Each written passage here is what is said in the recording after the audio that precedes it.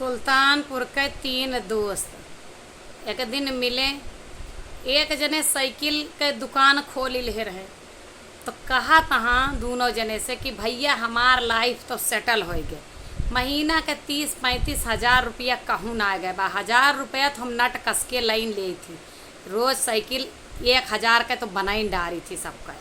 तो 30-35 हज़ार रुपया है, संझा सकारी अपने खेती में जाई थी, अपन बिजनेस सेट है। तो एक जने कहे हमहू का 30,000 रुपया मिलत, यह अस्पताल में नौकरी करी थी और 8 घंटा ड्यूटी है, हमारा लाइफ सेटल यह है, कौनो हमें देश परदेश जाए ना। तो तीसरे जने जवान कुछ ना करत रहे, वह कहे देखा हमारो लाइफ के बारे में ना सुनावत जा, हमारो सेटल यह है।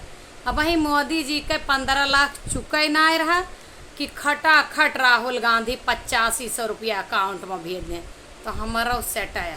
ये है सुल्तानपुर।